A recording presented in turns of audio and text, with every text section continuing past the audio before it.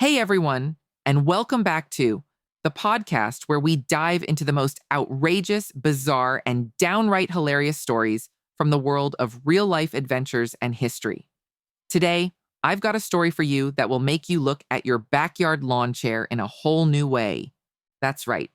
Today, we're talking about Lawnchair Larry, a man who decided that the best way to get some altitude wasn't in an airplane, but from the comfort of his own lawn chair. 1982 was a year full of iconic pop culture moments, technological advancements, and trends that shaped the early 80s.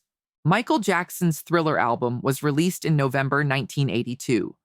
Thriller became an instant classic with songs like Billie Jean, Beat It, and Thriller itself. John Cougar Mellencamp had a huge hit with a little ditty called Jack and Diane, helping Mellencamp rise to stardom.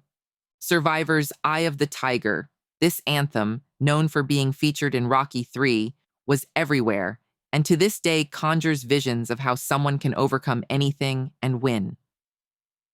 Duran Duran. The British band was gaining major traction with their new wave hits like Hungry Like the Wolf. But let's get back to Lawnchair Larry, which when I heard this story, it reminded me of the horrible video game from 1987, Leisure Suit Larry. But it has nothing to do with it.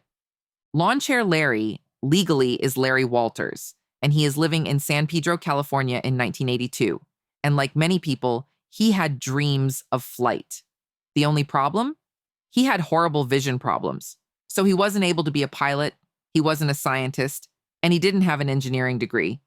But Larry had something else, a lot of ambition, and a healthy disregard for conventional safety practices. Larry found himself in the career of a truck driver, but for years, despite his vision issues, he had a burning desire to fly. So, instead of giving up on his dream, Larry thought, why not just build my own way into the sky? He first thought of using weather balloons to fly at age 13 after seeing them hanging from the ceiling of a military surplus store. And that's exactly what he did. He went to a local surplus store, bought 45 weather balloons, and some helium tanks from California Toy Time balloons.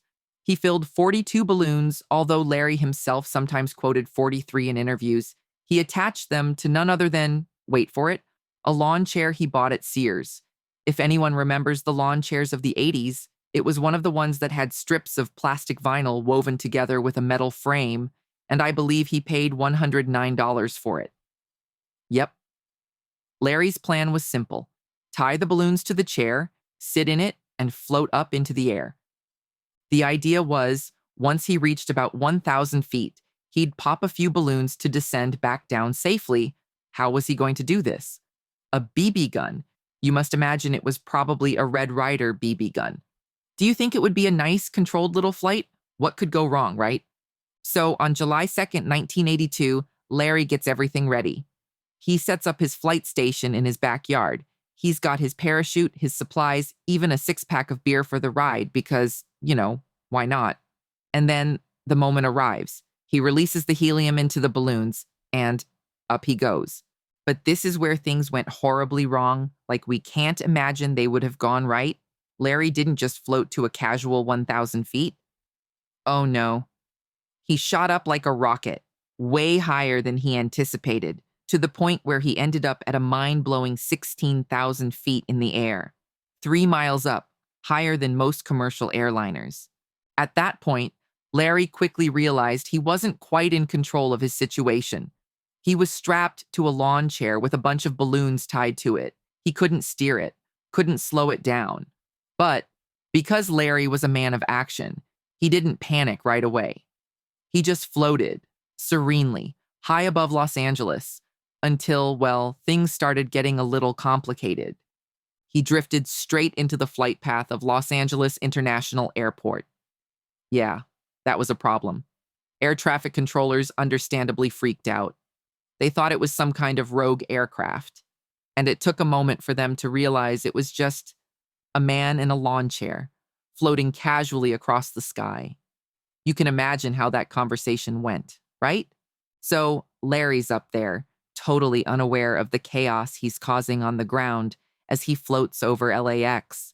and he's just minding his own business, and he realizes he needs to decide how to get down safely, his only choice. He has to shoot a few balloons. He had a great fear of causing things to become unbalanced, but he successfully shoots several of the balloons. They start deflating, and that's when he begins his descent. Except now, Larry's not just going to land softly. Oh, no, no. He ends up tangled in a power line, and I mean tangled. Luckily, Larry wasn't seriously hurt, but let's be clear. This was one way to make an entrance.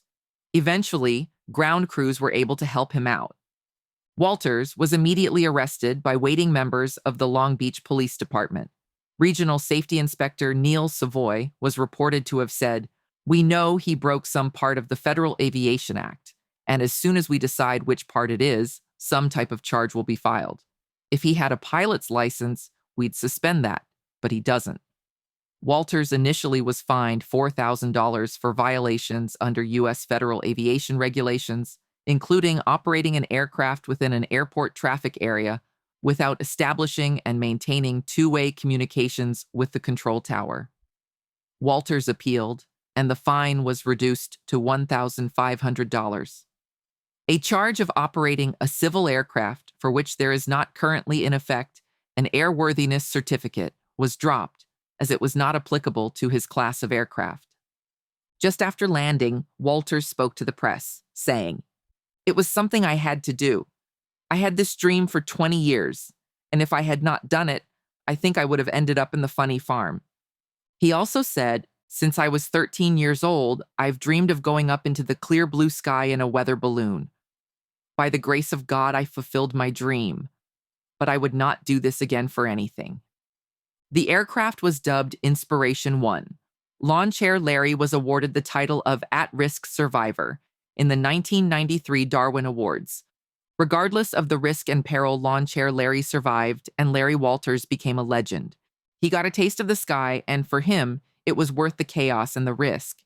He did not get the fame or recognition he expected, but he became a symbol of doing whatever it takes to chase your dream, even if that dream involves sitting in a lawn chair and flying up into the heavens. The moral of the story? Well, maybe it's something like dream big, but maybe have a backup plan, or never underestimate the power of helium balloons and a clever idea, no matter how reckless it seems. Either way, I think we can all agree, Lawnchair Larry's story will live on as one of the most hilarious and wildly ambitious attempts to reach the sky in history. That is it for today's episode of Strange History. I hope you enjoyed the wild ride of Lawnchair Larry's high-flying escapade. If you have got your own crazy stories or know of any others we should cover, hit me up on social media or drop me an email. Who knows? Maybe one day we will be telling your adventure. Thanks for listening, and remember, whatever your dream is, you never know when a lawn chair and a couple of weather balloons could take you places you never imagined. Until next time, keep adventuring.